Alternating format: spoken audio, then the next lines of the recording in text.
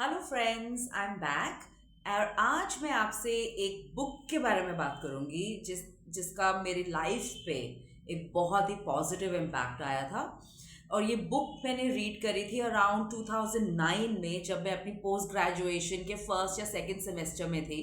So I was so young and I was so much in that phase जहाँ मैं exploration कर रही थी, जहाँ मैं अपने आप को जानने की कोशिश कर रही थी और ज़माने को जानने की कोशिश कर रही थी कि मैं इसको जीतूँ कैसे। I was in my 21-22 years age में।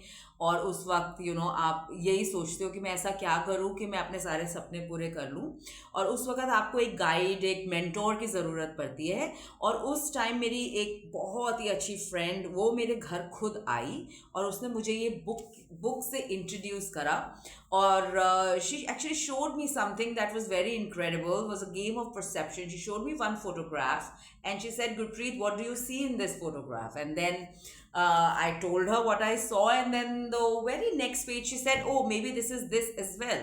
So I think उसका कहने का मतलब ये था कि हम सब लोग अलग अलग चीज़ों को देख के अलग अलग सोचते हैं। और हम सबकी एक ही चीज़ को देख के कई तरीके की मंशाएं हो सकती हैं। So that was a game of perception, and that was the time when I really got interested in reading what this book is all about. And so she said, okay, Gurpreet, मैं आपको gift करती हूँ, आप इसको पढ़िए। और पढ़ने के बाद जब आप इसको पढ़ लेंगे, हम इसके बारे में एक डिस्कशन करेंगे। अब मैंने इतना कॉन्टेक्स्ट सेट कर दिया है, so I think let me just break the suspense. ये बुक का नाम है the 7 habits of highly effective people by Stephen R Covey. The book was a bestseller and it had sold over 10 million copies in India and abroad. और ये मैं 2009 की बात कर रही हूँ, so this is not a new book. But आज भी after around 18-19 years, today is 2025 में हम बैठे हैं, तब भी अगर मैं आज भी कहीं स्टक फील करती हूँ मेरे काम में, मेरी पर्सनल लाइफ में, trust me, I go back to this book and I read the habits back again, because I think one of the ways that you can inculcate positive habits in your life is repetition. एक बार पढ़ने से कोई भी चीज़ एक बार पढ़ने से आपको याद नहीं रहेगी, so you'll have to make it a habit to get back to reading it again and again and again. So I totally believe in the power of repetition, and that's one of the things that I sort of imbibe. The things that I read in my book is just not by reading it once, but I read it again and again and again. तो अगर मैं सारी की सारी habits के बारे में video एक साथ बनाऊंगी तो बहुत लंबी वीडियो हो जाएगी। तो आज मैं आपको सिर्फ एक ट्रेलर बताती हूँ।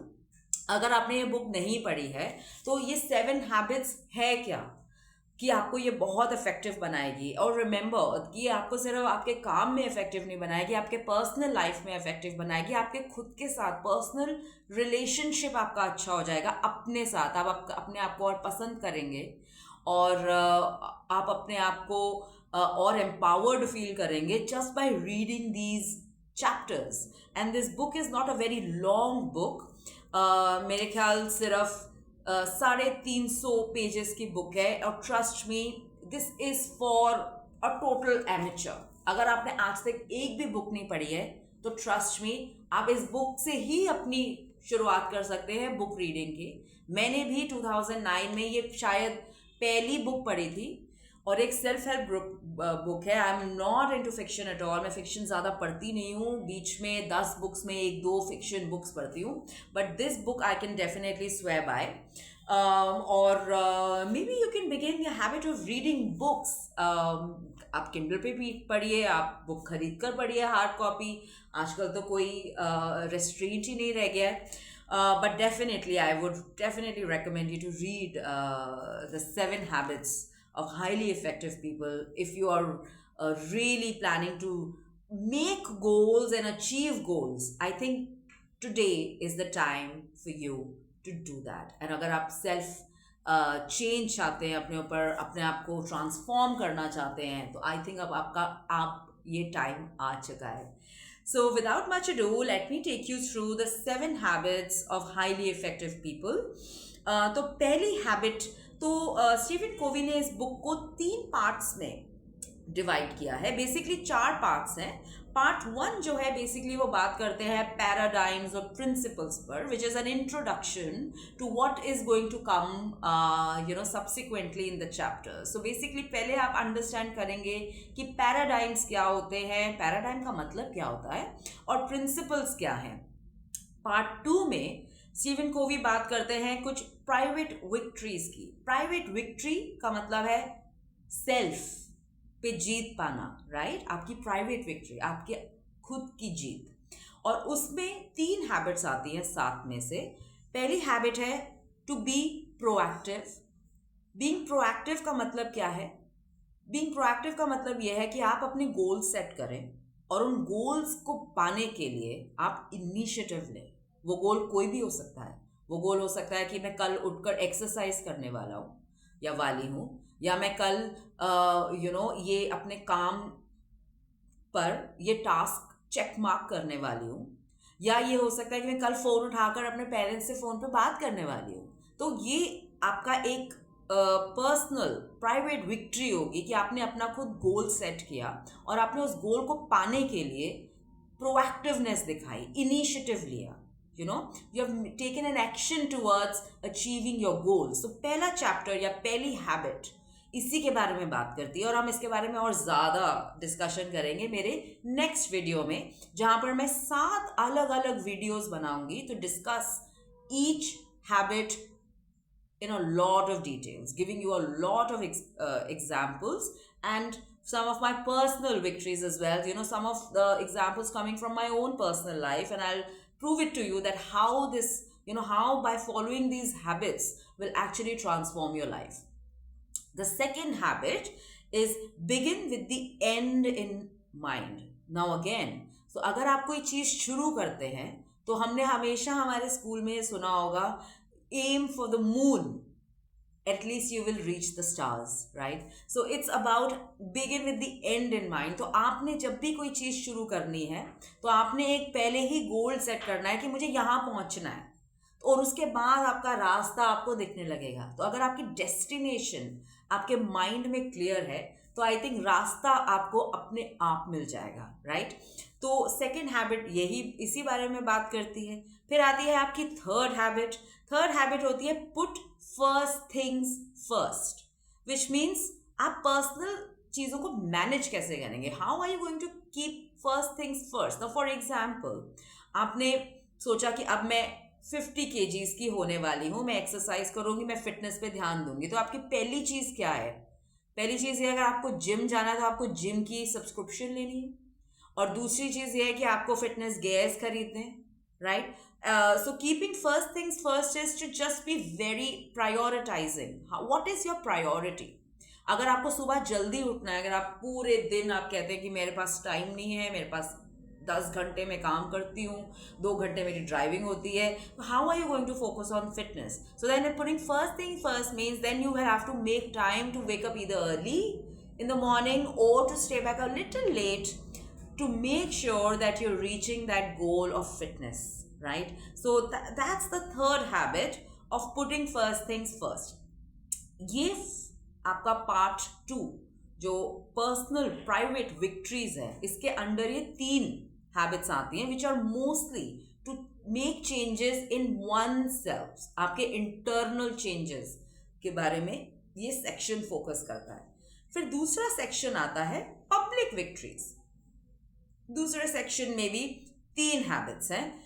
पहली हैबिट ये है थिंक विन विन, और हम जब कहते हैं ये सेक्शन पब्लिक विक्ट्रीज का है, थिंकिंग विन विन मीन्स अगर फॉर एग्जांपल आप एक कॉन्ट्रैक्ट नेगोशिएशन में बैठे हैं आपके वर्क प्लेस में, और आपको एक नेगोशिएशन आप कर रहे हैं, तो आप कभी भी ये नहीं चाहेंगे कि मैं जीत जाऊं और वो हार जाए, या मैं हार जाऊं या वो भी हार जाए, विच इज अ लॉस। और आप ये भी नहीं चाहेंगे कि win loss. So what is the best alternative to win in life is to find a win-win solution to any problem, right? So अगर आप कॉन्ट्रैक्ट नेगोशिएशन कर रहे हैं तो आपको सोचना चाहिए और आपको इस माइंडसेट से जाना चाहिए कि मैं इस कॉन्ट्रैक्ट नेगोशिएशन में चाहूँगा कि मैं भी जीतूं और वो दूसरी साइड भी जीते। So coming to a point where everybody is happy with the outcome of that meeting, right? The other example that would very nicely fit here is, for example, you are negotiating with with your parents about going out to a friend's place late at night. So again, this is a negotiation that you're doing with your parents. So you'll have to think कि parents का perspective क्या है, आपका perspective क्या है, and how can you come to a win-win situation where your parents are happy, you have enjoyed with your friends as well, and there's harmony in your house. So that's how Stephen Covey's habits are so relevant for a work situation as well as the home situation, right? Because uh, it's just, your life is just 50% work and 50% your life, right? Your personal life. So I think anything that you incorporate in your life has to be all encompassing, right? It has to change you from inside out. So that's what this habit will also do. It will help you to be more accommodating to what other people's interests are. And the best way to do that is to listen intently and listen to help, not to respond, right? So that's habit 4. Habit 5 is seek first to understand and then to be understood. In a lot of situations I've seen when a person talks, हम बहुत eager होते हैं उनको जवाब देने के लिए, while the person is also talking, many a times it happens that हम अपने mind में already एक जवाब बना रहे होते हैं. तो हमारी साइड 100% में से 20% लिसनिंग हो रही होती है उस टाइम, और हम 80% सोच रहे होते हैं अच्छा अब मैं इसको जवाब कैसे दूँ. So I think this habit will teach you how to understand first and then to be understood, giving time for active listening. आप पहले अपने माइंड में ये डिसाइड कर लें कि जब मैं एक डिस्कशन के लिए जा रहा हूँ, B it in your work, आपके बॉस के साथ आपकी डिस्कशन हो रही है, या आपके husband, partner, boyfriend, mother, father, sister, किसी भी रिलेशनशिप में जब आप कोई कम्युनिकेशन करने जाते हैं, तो आप पहले ये सोच कर जाइए कि मैं आज सिर्फ सुनूंगा और मैं इस सिचुएशन को समझने की कोशिश करूंगा, या मैं वो दूसरा बंदा मुझे क्या कह रहा है उसके पॉइंट ऑफ व्यू को समझने की कोशिश करूंगा, और फिर मैं कोशिश करूंगा कि मैं अपना पॉइंट ऑफ व्यू उसको समझाऊं. बट पहले प्रायोरिटी होनी चाहिए to understand the other person first and then try that other person to understand you.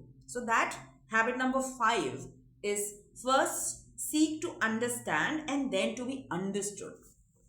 Then comes the habit 6, which is the last habit in the private victories, which is synergize. Now, what does synergize means? Synergy means really cooperation. In a literal meaning, when you synergize with something, is when you have collaborated, you have cooperated with that person or that situation. So I think this is also one of the very important habits when it comes to public victories, is how do you synergize? How do you ensure that there is cooperation from all sides? So this habit will teach you that.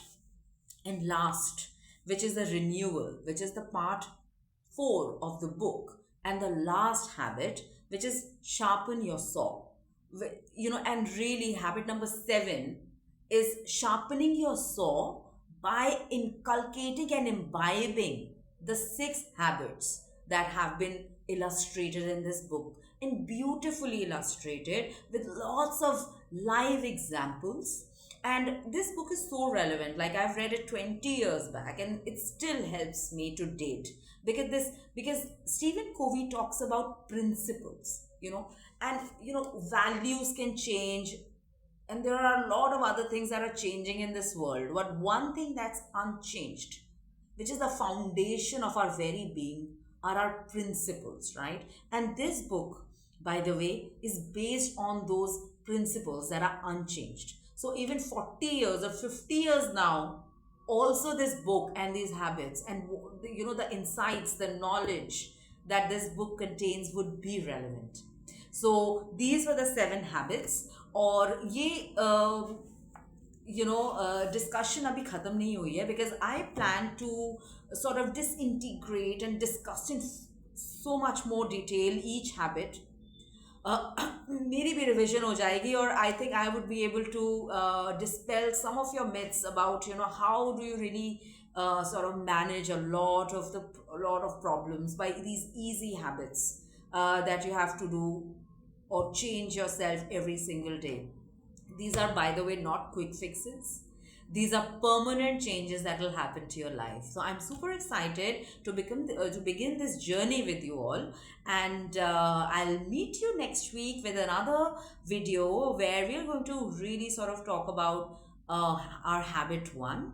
And before we do that, I'm going to also explain to you what are paradigms and what are principles. Since we have touched upon it, I will get a bit more deeper into that. Thank you all. Follow my channel, and I'll be right back. Thank you.